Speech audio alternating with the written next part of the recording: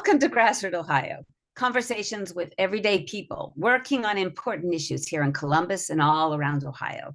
I'm Carolyn Harding, and today I'm talking with Zerqa Abid, Columbus community leader and candidate for U.S. Congress, Ohio District 15.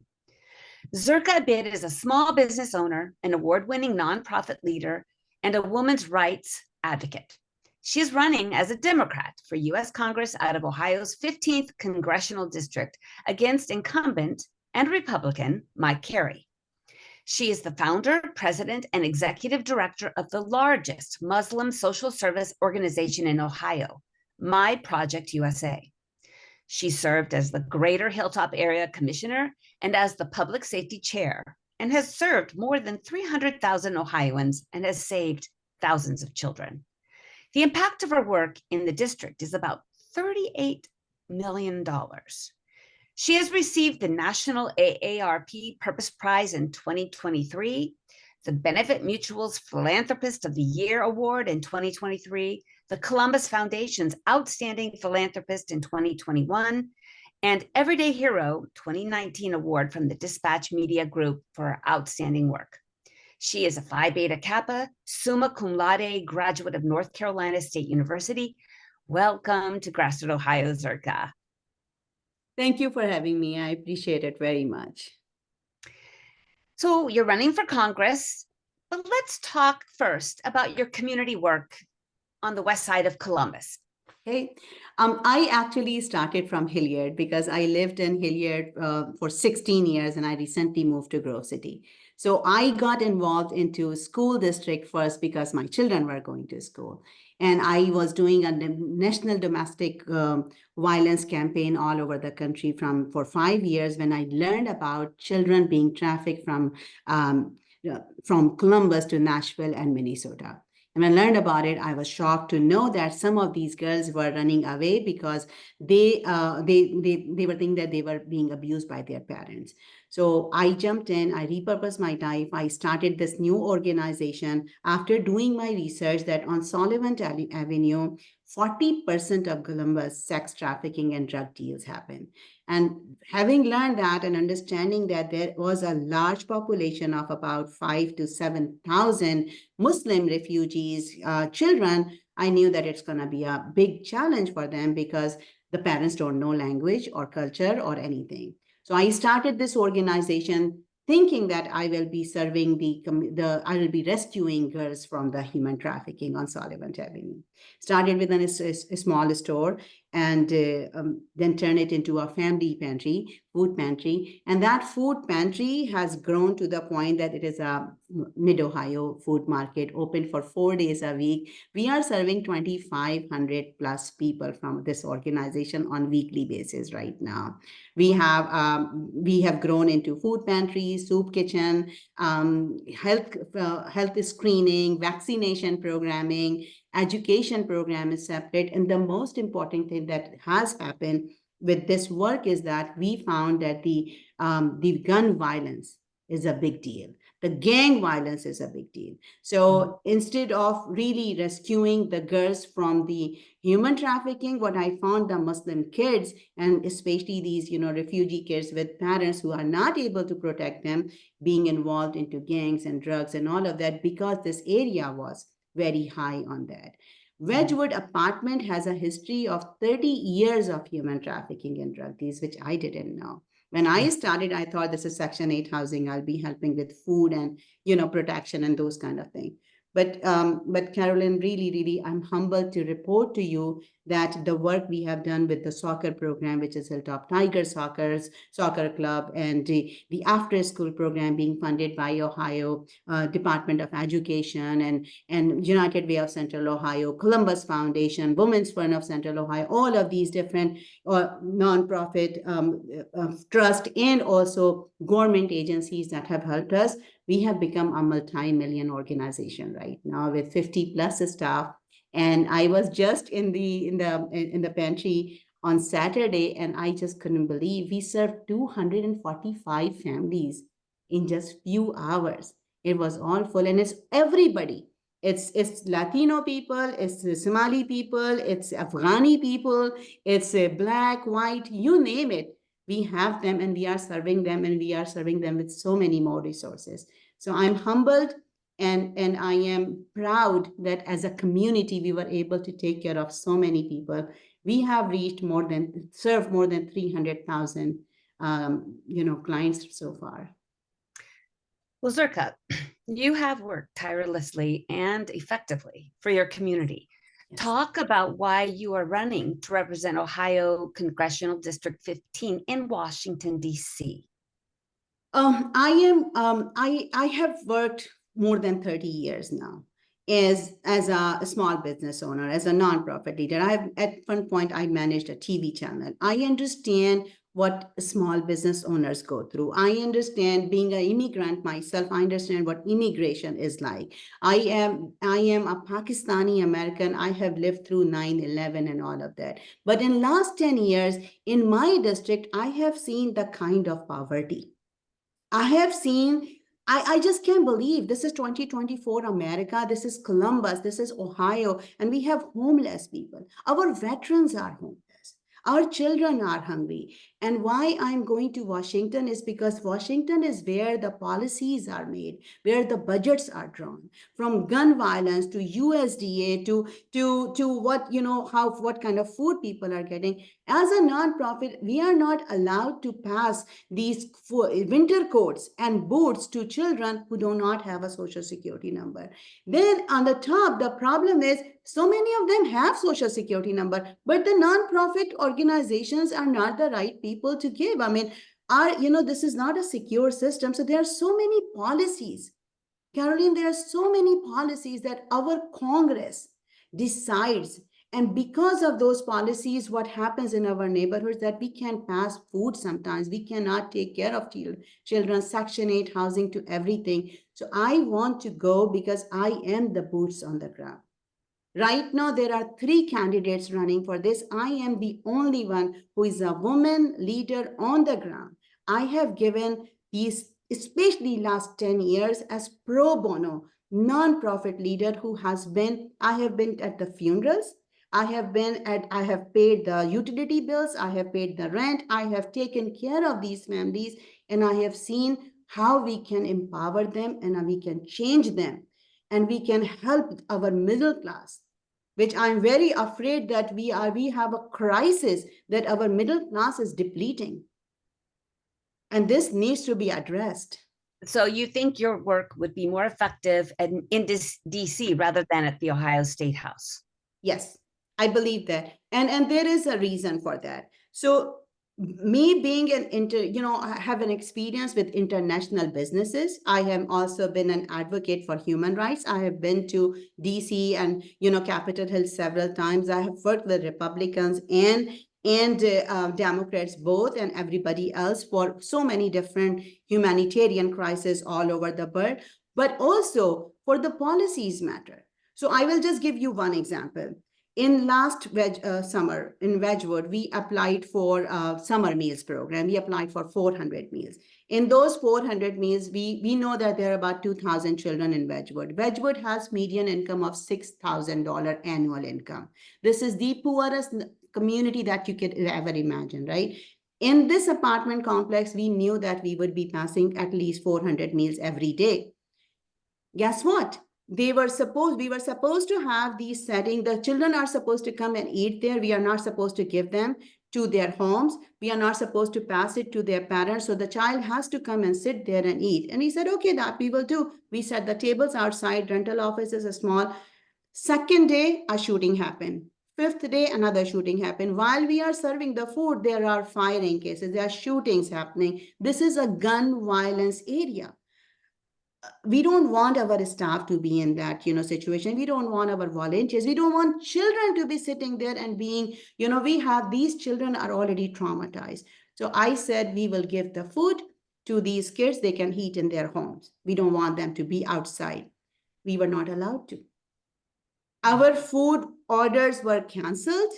Our service was paused, and I reached out to governor's office. I reached out to Mike Carey's office. I wrote them emails. I did everything. And I was told that this is USDA policy, so only congressmen can help. I talked to his assistant and nothing happened about it. So this is just one example I'm telling you. TANF grants, nonprofit organizations get TANF grants. There are a lot of TANF grants. Our organization is receiving TANF grants. These TANF grants have requirements that are impossible to do because I believe that the people who are passing, they have good intentions probably, but they have never worked on grounds. They don't know how we can really empower and help.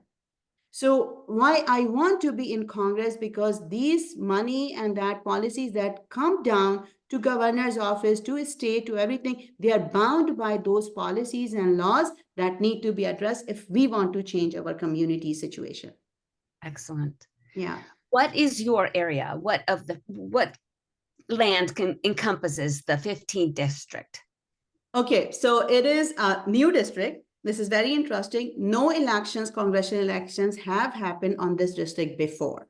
This is a very new district. In this district, we have, you can start from Groveport. We have District 5 of the State House District, which is like some of the Black Lakes, Reynoldsburg area. Then you go into Groveport, Grove City, Dublin, Hilliard, all of Hilliard.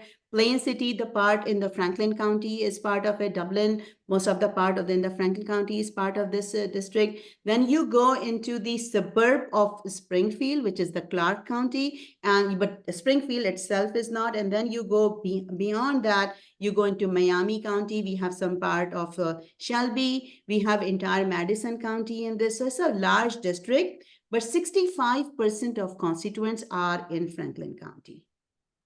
In Franklin. Because it's a big area, but it is less population in the rest of it. Troy, Piqua, London, these are the major cities outside Franklin County. So why do you feel you are the best candidate to represent this large district of people in Ohio? Because again, I am a doer. I am a doer. So let me give you an example. I'm not a career politician. I'm not your establishment candidate. And I am not a coal mine lobbyist. That's what my opponents are right now. We have one state rep who has nothing to show that they have done in last 7 years. And I am one of the organization in that district. We had to hire lobbyists to get something for our organization for the children who were dying. We didn't see these people at any funerals. We didn't see these people to come forward and say, can we have, what do we need to do to protect these children? So that's just one example. When you have even a small district, that's where you were born and you didn't get anything done, then, how can we trust for the rest of the community that you will be able to do when you didn't do anything in 7 years, right? I believe I am the best person because this district also has a large population of mixed community. This district has more independent voters. They are from diverse community. We have a large population for Muslim community. We have a large population of Latino community. This district is looking for a person who can understand both sides. Me being a small business owner, being raised by a very lower middle class, parents, coming here, going through the struggles, understanding that how you live, pay, check to check, and then growing a business and being very, successful as a businesswoman, somebody who has managed a TV channel, somebody who has worked in international trade expos and organized international trade expos, somebody who understands foreign policy right now at this point when we know I am a person who understands the local challenges, and I understand the foreign challenges. And I'm a compassionate mother. And that's what drives me. And that compassionate mother is going to fight for justice, is going to do everything. And I'm not going to be bought by a special interest dollars. So I believe that this district is very unique district. And I understand that there are challenges. I have been doing listening sessions. I have been going to Madison County. I've been going to Clark County. I'm trying to understand some of the areas that I've never been before. And I understand that, I'm not maybe understanding every single constituents of mine right now, but I'm committed to because I understand that it will be my responsibility to bring that change that I'm talking about. I cannot trust these two people that they'll be able to, because one has exploited the coal mine laborers for 30 years. For 30 years, and then they are still being supported by, these mega Republicans and everything. On the other side, we have somebody who is from here, but there is nothing tangible. I, being a pro bono nonprofit leader, has delivered $38 million impact, have created jobs, have created safe neighborhoods, have saved lives, have made sure, address the food insecurity, like tangible things. That's why I believe that I am the best candidate. This is Carolyn Harding with GrassRoot, Ohio, and today I'm talking with Zerqa Abid. She is a candidate for the U.S. Congress, Ohio District 15. You are originally from Pakistan. You're an active Muslim. What is your stand on separation of church and state? I think it should 100% be separated. I am a social services provider right now, and I am telling you that separation of all religion from state is absolutely important, because we are a pluralistic community. Everybody has their own faith and practices and everything, but we can all live together on the base of humanity and common grounds. I strongly believe that there is no compulsion in religion. And an Islamic view is that we cannot force anybody to become Muslim, and nobody should be forcing us to become anything else. I believe in complete separation. They should be two separate things, and we should not force any kind of doctrine in public education or any of the public sphere that is space that is actually funded by taxpayer dollars. I know you've been a strong advocate for interfaith alliances. In fact, 4 years ago, you were on GrassRoot, Ohio with a Jewish cantor, Jack Chonsky, talking about your interfaith alliance. Well, right now, Israel and Gaza is on most people's mind. In DC, you would have a voice in this war. What is your stand on the ceasefire? I am unapologetically in favor of ceasefire. I'm a mother, a grandmother, an interfaith leader, as you mentioned. I am an anti-war and anti-gun violence activist. With all of that, I mourned on October 7th, and I always, every single time I see any loss of life, innocent life, I mourn on it. I have mourned on 9/11. I have mourned on all of the lives that are lost after 9/11 in retaliation, all the civilians people. And I am mourning the lives of these 30,000 plus people who have died. I am haunted by these cries of these children. This is unbelievable. And I cannot believe that in this age and era, when we have iPhones, when these 6-year-old, 5-year-old children are able to record things and we are able to see what's going on the other side, I just can't believe that the world is letting it happen for more than 100 and so many days. And this is something that is, I would always advocate not to let anybody, taken anybody's life in this situation. So I am pro ceasefire. I am against any kind of support to any entity that would commit, that would violate international war crimes and all of that. This is unacceptable. All right, and I'm going to ask you quite a few questions about different issues, and we have 10 minutes left, so we have some time for you to cover each issue. These are progressive issues that are near and dear to most folks that are listening to GrassRoot Ohio. But I'd like to know, as a Muslim woman, what is your stand on women's reproductive rights, or as a woman and as a community leader? I am a lifetime women rights advocate. I am a daughter of a mother who graduated did masters in 1965 Pakistan. So I'm raised by her.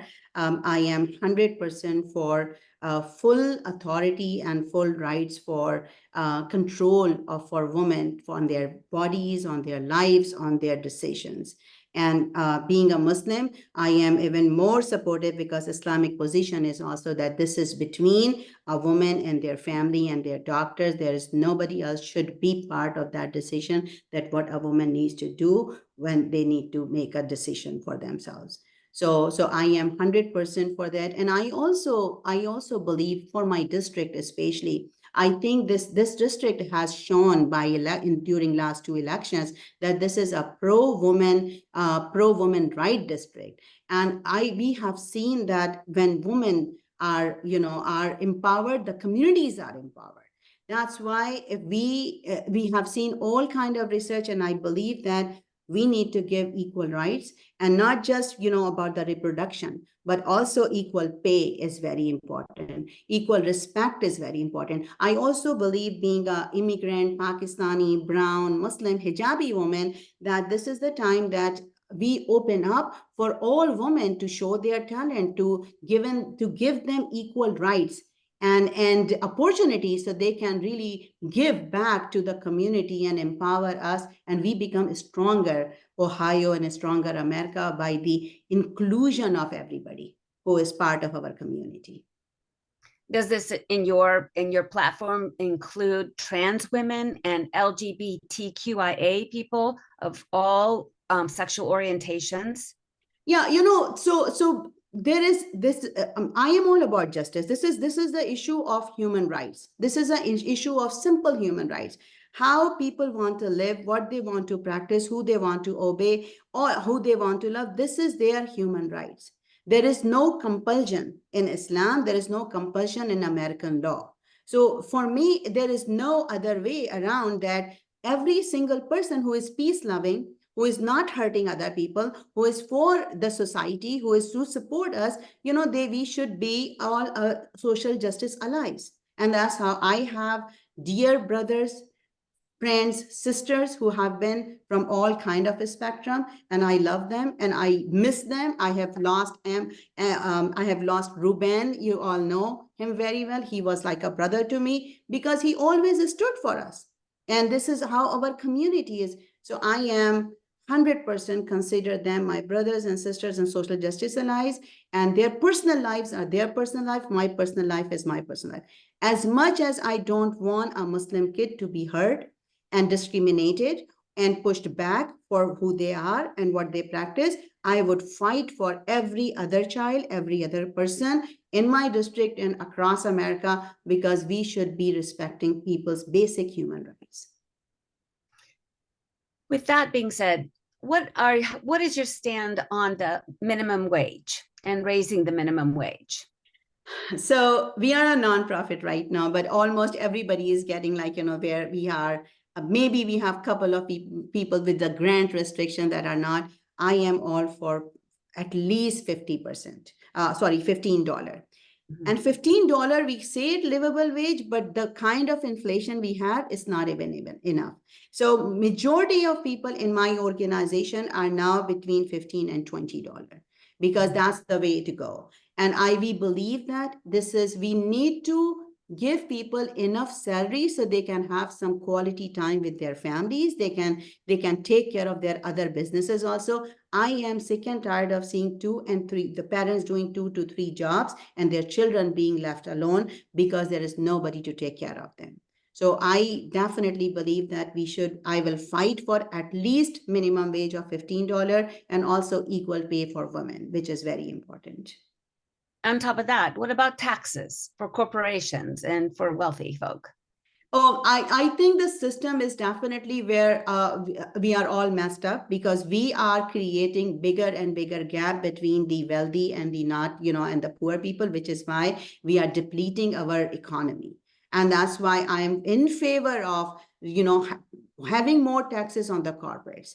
Corporates are the ones that are actually sucking all of the energy from our communities, and they are the ones who are getting richer. And we are having fewer and fewer people who are too rich, and then they control our election. and our voting process and everything. So yes, I definitely would want to have lower taxes and more benefits for the working class people. For the people who are first-time employees, I want to see more benefits for them, more credits for them, so they become more independent. And actually, if you invest in them, they will give back more. I have created jobs for refugees, Carolyn. And when we create jobs for them and we put them in workforce development program, the next year they are actually paying the taxes. And that's the best way to improve our economy. What about unions? Are you a supporter?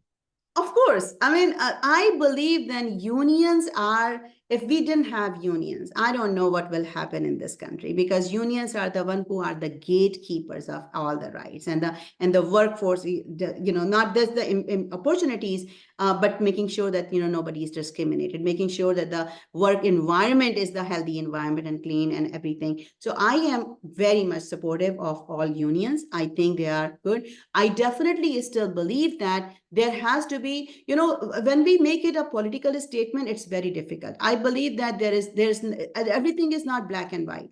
There are gray areas. I believe that there are issues. I believe there are issues in all kind of, in families, there are issues. So I believe that instead of making a political fight, what needs to happen between the corporates and the unions, between the employers and the unions, is that we need to sit down and we need to sort out the things instead of making it, so we can make it win. And winning is important as a community, as a society. So I am 100% pro-union, and being a small business owner, I also understand the challenges. And I definitely would want to support unions of all kinds of people, and I would love to work with them. Let's move on to insurance, medical insurance. What is your stand on Medicare for all? I have taken care of my mother in a stroke for 2 years, and that actually opened up my eyes to so many challenges that nobody even think about, from healthcare to also senior care. Both of these are kind of, intertwined, because there is a time when seniors don't need anything but the proper healthcare. So I believe that there has to be full healthcare should be provided. I especially believe that, again, because I'm from Pakistan and I was told that America is the first world country and everything should be here best. I just cannot accept that in America, in 2024 America, our citizens, our children, our vets, all everyday people are not covered. And we should have a full, proper healthcare provided to all of them. And it is doable, again, if we put better tax system for the corporates and we bring that money back to our communities, we can do that. What will you do to prevent more climate crisis, climate change? What is your stand on climate change and sustainable energy? I'm a grandmother, and my grandchildren are 7 and younger. And I know that they are going to be the victim of this whole global warming crisis that is going to happen. So I am very concerned about it. And we already have started several groups of, youth who are being trained about how to address this global warming issue. I believe that, green energy jobs are very important. They're sustainable, outcomes of all of these different things that are happening important. I believe that America has to take a new route, and America has to be leader. America was leader. I believe that, in the time of President Obama, we did wonderful work, and then we went back at the time of, unfortunately, the next president that we had, and we are kind of back under President Biden's leadership. I believe that climate change needs drastic actions, because we have only less than a decade left now to stop global warming and to address it. From the South Asia side that I am from, we know that Bangladesh and many other countries are under the crisis that they will be gone if we don't do the things right, and we have to plan big time overall in the global economy. So with that, I think that environment protection and stopping global warming is very important. We need to do everything from the local community to the global level, and there's so much work to be done. Zerqa, some people advocate that natural gas and nuclear are sustainable sources of energy. Will you commit to really learning about the true cyclical impact of fracking and natural gas extraction and nuclear because of the waste stream? And will you commit to learn more about this issue and make sure that you take a stand to protect Ohio's water, air, and soil?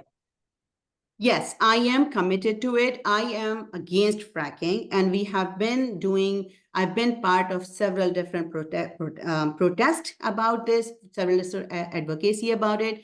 Clean water is a major issue. Right now, we have been part of a coalition within Columbus also to protect the clean water just for the Columbus community. So I am very much aware of it. But yes, of course, there is so much to learn.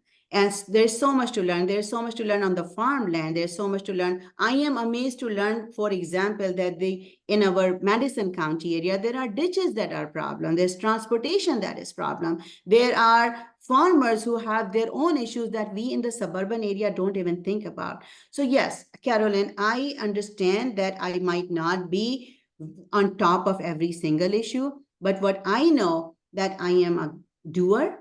I know that I am a learner. I know that I am committed, and I have dedicated my life for social justice and environmental justice and economic justice. And I think that this is the struggle that America has. And as an American mother and as an American leader, I want to make sure that all children are protected and all families have opportunity to thrive and be successful and achieve their American dreams. Zerqa, we have time for one more statement from you. How do you want the listeners to remember your run for this primary in March? I want everybody to think about that I have done so much. And just as a pro bono leader and somebody who has not been elected yet, and my impact is $38 million. And more. So just imagine, what can I do for you when I become your congresswoman? I am committed. I am dedicated. I have shown that even being from another land, I came here, I learned, I became part of this family. I adopted Ohio, and I have made Ohio a better, safer, and stronger place for so many. And I want to do this more. Thank you so much for joining us today, Zerqa. Thank you for having me. I appreciate it. You've been listening to GrassRoot Ohio radio podcast with Zerqa Abid, community leader and candidate for U.S. Congress, Ohio District 15. In addition to our Friday 5 p.m. broadcast on WGRN LP-FM, GrassRoot Ohio now airs on Sundays at 2 p.m. on WCRS-FM.